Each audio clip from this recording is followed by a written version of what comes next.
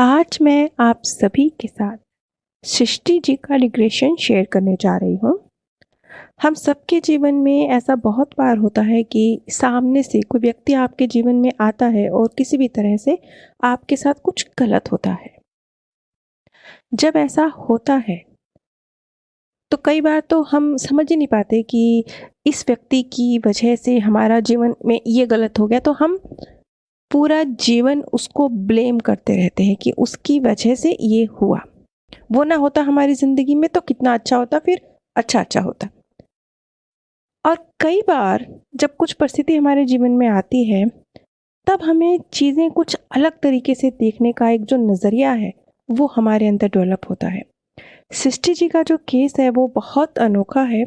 सृष्टि जी ने इस जीवन में आने से पहले, बर्थ लेने से पहले, जन्म से पहले कैसे और क्यों वो इस जीवन में आई और क्यों उनके जीवन में मुश्किलें आईं, क्या सिखाने आईं, किस वजह से आईं और अब क्या करना है, इन सब सवालों के जवाब उन्हें रिग्रेशन में प्राप्त हुए। सृष्टि जी एक 33 वर्षीय महिला है। वो अपनी माता जी के साथ रहती हैं। बस उनकी फैमिली में 2 ही लोग हैं, वो और उनकी माता जी। तो सृष्टि बताती हैं कि जो उनके पिताजी थे वो बहुत ज़्यादा क्रोधी स्वभाव के थे। वो आज भी हैं, लेकिन अब उनकी माताजी उनसे अलग हो चुकी हैं। तो वो बताती हैं, मैं हम बचपन से देखते थे कि पिताजी का स्वभाव कितना ख़राब है, कितना वो हमारी मम्मी की इंसल्ट करते थे और कभी-कभी इतना गुस्सा हो जाते थे कि हाथ भी उठाते थे। हमारी भी इंसल्ट करते थे, बदतमीज़ी से बोलना, गुस्सा करना। वो कहती हैं कि हम थर-थर काँपा करते थे। कभी कोई बात भी अगर ऐसा होता था कि हमें शेयर करनी चाहिए अपने पिताजी से, माँ से तो कर लेते थे, लेकिन पिताजी से करनी चाहिए तो हम नहीं करते थे। हमें लगता था कि वो हमारी बात सुनेंगे नहीं, समझेंगे नहीं, हमें डाँट पड़ेगी। तो एक घर में बहुत भारी सा माहौल है। वो कहते हैं, सृष्टि बताती हैं कि घर में वैसे तो बड़ी अच्छे से प्यार-मोहब्बत से दिन अच्छे से गुज़र रहा है, लेकिन जैसे ही पापा के आने का वक़्त होता था, मैं भी और मम्मी भी बिल्कुल शांत हो, घर में पिन ड्रॉप साइलेंस हो जाता था। कोई शरारत नहीं, कोई ऊँची आवाज़ में बात नहीं। एकदम घर में माहौल ऐसा हो जाता है जैसे कि पापा के आते ही कुछ मिलिट्री लॉ लग गया, कर्फ्यू लग गया घर के अंदर, कुछ ऐसे हालात बन जाते थे। अब सृष्टि जी को ये शिकायत थी। वो कहती है कि मैं आज एक गवर्नमेंट जॉब में हूँ, मेरी मम्मी का डिवोर्स हो चुका है मेरे पिताजी से, मैं और मेरी मम्मी साथ में रहते हैं, हम एक अच्छी शांत जीवन जी रहे हैं। लेकिन मुझे कई बार बचपन से ही, क्योंकि एक ट्रॉमा सा रहा, पिता के साथ संबंध अच्छे नहीं बन सके, तो मुझे हमेशा ऐसे लगता है कि कुछ कमी रह गई, ये नहीं होता तो कितना अच्छा होता। मेरी अगर बर्थ भी एक ऐसी फैमिली में होता जहाँ सब कुछ सामान्य माता-पिता की तरह है, सब कुछ ठीक-ठाक है, भाई-बहन है, प्यार-मोहब्बत है, तो मेरी ज़िंदगी कुछ और बेहतर होती, कुछ और अच्छा होता, आज जो है उससे बहुत बेहतर होता। तो ये एक टीस-सी है जो मैं अपनी सहेलियों को देखती हूँ या इधर-उधर जो फैमिलीज़ में देखती हूँ, एक पीड़ा है जो मेरे मन में पैदा होती है कि मुझे ही ऐसा परिवार में बर्थ क्यों मिला? मुझे ही एक तरह से पिता होते हुए भी पिता के साथ जो इतने बदतर रिश्ते हैं, ऐसे क्यों हुआ? अब मैं आपके साथ सृष्टि का जो केस रहा उसके सीधा मुख्य बिंदु पर आऊँगी। ये जो 2 सेशन हुए सृष्टि के, मैं आपको कम शब्दों में 10 मिनट के अंदर उसके 3 घंटे के जो सेशन है उनका निचोड़ बताने जा रही हूँ। मैं अपने आप को जैसे मैं हवा में उड़ रही हूँ, ऐसे देख पा रही हूँ। मैं देख सकती हूँ कि मैं अपने ही घर में, अपने जन्म से पहले अपने माता-पिता को देख रही हूँ। मेरी माता-पिता के बीच में एक बहुत अजीब-सा रिश्ता है। कभी तो बहुत गहरा प्रेम कि जैसे बस 2 जिस्म एक जान, और कभी गहरा तनाव कि जैसे एक दूसरे को देख भी लेंगे तो मार डालेंगे। एक पल देखें तो लगे इनसे प्यारा कोई नहीं, और दूसरे पल देखें तो लगे इनसे बड़ा दुश्मन कोई नहीं। मैं अपनी माँ के सिर पर मंडराते हुए अपने पिता को देख रही हूँ और देख रही हूँ कि वो कैसे मेरी माँ को भावनात्मक और मानसिक पीड़ा दे रहे हैं, अपने शब्दों के बाण से टॉर्चर कर रहे हैं। उनके लिए मेरी माँ का अपमान करना बहुत सरल है, बहुत आसान। मेरी माँ की फीलिंग्स उनके लिए मायने नहीं रखती और मेरी माँ भी जब मेरे पिता प्रेम से उनके पास आते हैं तो बहुत आसानी से सब कुछ भूल जाती हैं। ये सारी परिस्थितियाँ जो सृष्टि बयां कर रही है, ये सृष्टि के जन्म से पहले की हैं, जब सृष्टि अपने माँ के गर्भ में थी और वो एक आत्मा के रूप में दूर से इस फैमिली को देख रही है, जिस फैमिली को आज वो तिरस्कार कर रही है कि मैं क्यों इस फैमिली में आई, मैं क्यों इस पिता के गर्भ से आई। आज शिकायत है, लेकिन ये उसका ही डिसीजन रहा। वो सब जानती थी, बर्थ से पहले भी उसे पता था कि ये फैमिली ऐसी है, पिता ऐसे हैं, माहौल ऐसा है, सब उसका देखा भाला था। ये घर ऐसा है, ये एक निम्न मध्य वर्गीय घर है, उसको सब पता था। वो ये भी जानती थी कि ये जो रिश्ता है उसके माता पिता का, ये शायद नहीं रहेगा, और अगर रहेगा तो बहुत एक अनहैप्पी मैरिड लाइफ रहेगी, इस तरीके से रहेगा। ये चीज़ वो जानती थी। अब आज तो शिकायत है, लेकिन खुद चूज किया है, तो खुद चूज क्यों किया है? एज ए सोल खुद डिसाइड कैसे कर लिया? अब ये तो ऐसी चीजें हैं ना कि आपकी जिंदगी में भी बहुत सारी चीजें ऐसे होंगी कि अरे काश मैं यहाँ जन्म ना लेता, अरे मैं वहां ले लेता, अरे मेरे यहाँ क्यों पैदा हो गया, अरे मेरे साथ ये। आप भूल जाते हैं कि ये तो खुद आपने ही चूज किया था। क्यों किया था ये फाइंड आउट करना है। जैसे ही कर लेंगे वैसे ही रास्ता आसान हो जाएगा, आसान हो जाएगा, बरसते आसान हो जाएंगे। लेकिन तब जब आप खुद जान जाएंगे कि रीजन क्या है, क्योंकि जैसे आपको रीजन समझ में आएगा ना, थोड़ा डेप्थ में जाएंगे तो सोल्यूशन भी हाथ में आएगा। अब और बहुत कुछ सृष्टि ने शेयर किया, वो मैं अब डिटेल में आप सभी के साथ शेयर करूंगी तो वीडियो बहुत लंबी हो जाएगी। अब मैं सीधा मुख्य पॉइंट पर आती हूँ। सृष्टि का अपने पिता के साथ ये पहला बर्थ नहीं है। इससे पहले भी वो अपने पिता के साथ कई जन्मों में अलग अलग रोल प्ले कर चुकी है। बहुत डेप्थ में उसने नहीं जाना, लेकिन जो एक बर्थ उसने अपने पिता के साथ देखा, उसमें उसने सेम रोल एक बेटे और बाप के रूप में अपने पिता को उसने देखा, और देखा कि उसी तरह से एक क्रोधी व्यक्तित्व,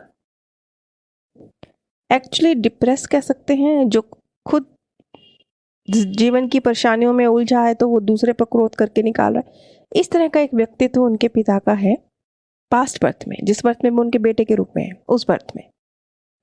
और वो उस बर्थ में भी सेम अपने पिता के, जैसे आज उनकी माता शिकार है अपने पिता के क्रोध का, वो शिकार रहे अपने पिता के क्रोध का एज ए बेटे के रूप में। लेकिन जब भी कोई मुश्किल परिस्थिति आपके जीवन में आती है तो आपकी ड्यूटी बनती है, या आपका काम है, या आपका वजह है जीवन की, कि उस परिस्थिति का जड़ तलाशें, कहाँ से आई है और क्या सोल्यूशन है, वो आपको तलाशना होगा। क्योंकि बिना उसके तलाश किए चलते रहेंगे तो फिर चलते ही रहेंगे, फिर पता नहीं कितने बर्थ लेते रहेंगे, वो सिचुएशन ख़त्म नहीं होगी, उस सिचुएशन का आमना सामना करना पड़ेगा। वो एक कहावत है ना, कहते हैं कि डर कब खत्म होता है? जब डर का सामना किया जाता है। भागने से खत्म नहीं होता। आपको अगर कुत्ते से डर लगता है, आप कुत्ते को देख के अपना रास्ता बदल लेते हैं, तो कुत्ते का डर आपके अंदर से कभी नहीं जाएगा। कुत्ते का डर आपके अंदर से कब जाएगा? तब जाएगा जब आप कहते हैं मैं तो उसी रास्ते से जाऊंगा जहां पर कुत्ता है, कुत्ते के सामने से ही क्रॉस करूंगा। तब जब आप डर का सामना करते हैं तब डर खत्म होता है। इसी तरीके से जीवन में कोई परिस्थिति आ रही है, उसमें कुछ नेगेटिविटी है, सामना नहीं करेंगे तो खत्म नहीं होगी, अगले बर्थ में फिर कंटिन्यू हो जाएगी। ये मैंने बहुत सारे केस में देखा है, मैंने एक में नहीं देखा, बहुत बहुत में देखा है, इसलिए मैं ये बात आप सभी से कह रही हूँ। तो अब हम सृष्टि के केस पर वापस आते हैं। सृष्टि ने ये पैटर्न रिपीट किया है। फर्क सिर्फ इतना है कि अब ये जो टॉर्चर है, मतलब पहले तो वो खुद ही सह रही थी पास्ट बर्थ में, और अब जो ये टॉर्चर है जो उसके पिता के द्वारा, क्रोध के द्वारा निकल रहा है, वो उस पर भी निकल रहा है, लेकिन उस पर कम उसकी माँ पे ज़्यादा निकल रहा है। ये बर्थ उसने लिया क्यों? क्यों बेचारी विक्टिम बनती रही? पहले पास्ट बर्थ में भी क्रोध सहा, इस बर्थ में भी पिता का टॉर्चर क्यों? इसके पीछे रीजन है। रीजन ये है कि जो सृष्टि है उस बर्थ में उसने क्रोध का सामना करके, गलत के खिलाफ खड़े होकर अपने पैरों पर स्टैंड किया होता, अपने इमोशन की जिम्मेवारी खुद ले ली होती। इसे कहते हैं इमोशनली इंडिपेंडेंट बनना। क्योंकि इंडिपेंडेंट बनने के बहुत सारे तरीके हैं ना। हम तो ना सिर्फ आर्थिक रूप से स्वावलंबी बन जाइए, हम बस ये सीखते हैं। इतनी सी बात नहीं है। सिर्फ धन कमाने से तो आप आर्थिक स्वावलंबन प्राप्त करेंगे। एक इमोशनल स्वावलंबन भी होता है कि आप किसी के ऊपर डिपेंडेंट नहीं है, कोई आपको दर्द नहीं दे सकता। एक मानसिक स्वावलंबन भी होता है। एक सामाजिक स्वावलंबन भी होता है कि आपको हर वक्त किसी के सहारे की, कोई मेरे साथ हो, किसी से मैं कोई बस चाहिए चाहिए चाहिए। आप अकेले भी रह सकते हैं। बहुत सारी तरह की आत्मनिर्भरता होती है। वो इमोशनल आत्मनिर्भरता सीखने की जरूरत थी सृष्टि को, जो उसने पास्ट बर्थ में नहीं सीखी। इसलिए सोच समझकर सृष्टि ने ये बर्थ लिया, कुछ जानते हुए कि इस बर्थ में ये परिस्थितियां आएंगी, मेरा पिता ऐसा है, मुझे इनका सामना करना पड़ेगा। सृष्टि ने ये बर्थ लिया। अब मैं अगर अपने शब्दों में कहूँ तो मैं आध्यात्मिक रूप से सृष्टि के जीवन को एक सफल जीवन का नाम दूंगी, क्योंकि सृष्टि ने अपने जीवन में अपने इमोशंस की कमांड खुद लेने की जो अपनी प्रक्रिया है वो बहुत जल्दी शुरू कर दी। न सिर्फ जल्दी शुरू कर दी बल्कि बड़ा अच्छा ग्रो भी कर रही हैं। वो इस चीज़ में स्वावलंबी होती जा रही हैं, लेकिन उन्हें समझ कुछ नहीं, मतलब सही पाथ पर चल रही हैं लेकिन डाउट हो रहा है कि क्या मैंने सही कर दिया। तो वो डाउट एक तरह से उनको क्लियर करना था, और वो डाउट ऐसे क्लियर हुआ। जैसा कि मैंने कहा, अगर कोई मुझसे पूछे तो मैं सृष्टि को 100 में से 100 नंबर दूंगी। मैं बोलूंगी कि वो अपने लाइफ लेसन को बहुत बढ़िया तरीके से अचीव कर रही हैं। मैं सृष्टि को शाबाशी दूंगी कि वो इतने अच्छे से जीवन की आध्यात्मिक अपने अर्थ को पूरा कर रहे हैं। तो उन्होंने बहुत जल्दी इस बर्थ में अपनी माँ को संभालने के लिए, क्योंकि पिता के कंट्रोल में रहने के बाद तो उनकी माँ हमेशा एक टॉर्चर जिसे कहते हैं वो सहती ही रहती, तो उन्होंने कमांड अपने हाथ में ली। आज वो 33 वर्ष की हैं।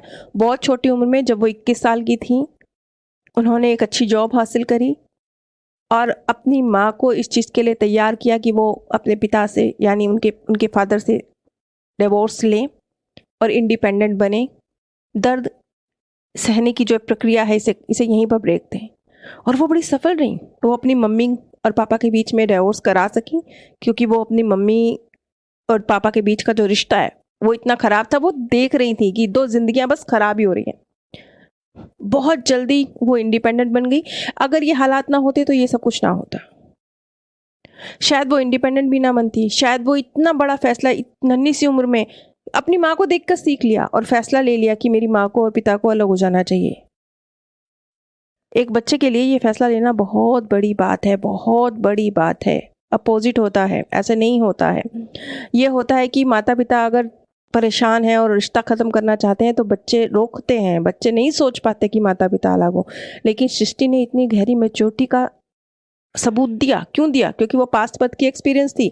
इस बर्थ में उसका लक्ष्य ही ये था कि बहुत जल्दी ना सिर्फ इमोशनल इंडिपेंडेंस हासिल करनी है, बल्कि उसने बड़े अच्छे से अचीव करा अपने इस लाइफ लेसन को।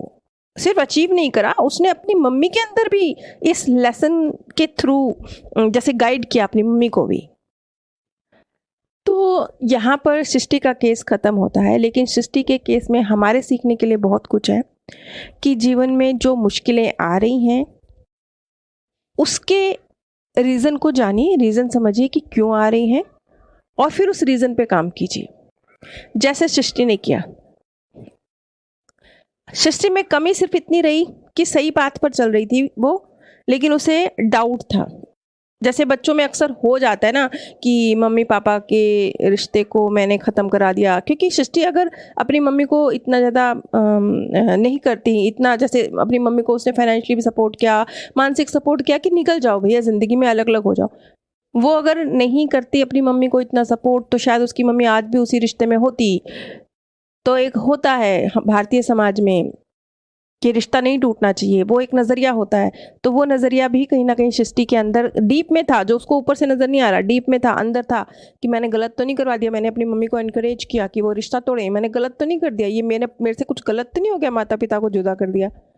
उसने सही किया, लेकिन उसको डाउट था। ये डाउट नहीं रखने हैं। एक बार अगर आप सही पाथ पर चल पड़े हैं तो ये जो डाउट है ना, अपने पाथ को समझिए। हाँ, चूज करने से पहले सोचिए कि पाथ कहीं गलत तो चूज नहीं करे, किसी को हर्ट तो नहीं करे, किसी को दर्द तो नहीं दे रहे, किसी को चोट तो नहीं पहुंचा रहे। अगर ऐसा कर रहे हैं तो फिर पाथ गलत है। अगर उसके मम्मी पापा खुश होते और फिर सृष्टि दोनों के जीवन को अलग अलग करने की वजह बन जाती, फिर वो गलत होता। अगर आप पास्ट लाइफ रिग्रेशन सीखना चाहते हैं, स्वयं या अन्य लोगों को सोल वर्ल्ड की यात्रा करवाना चाहते हैं, इन चीज़ों को गहराई से समझना चाहते हैं, तो आप नीचे स्क्रीन पर दिए गए व्हाट्सएप नंबर पर संपर्क कर सकते हैं। आप सभी पर परमात्म सौंदर्य, प्रेम और आनंद सदैव बरसता रहे।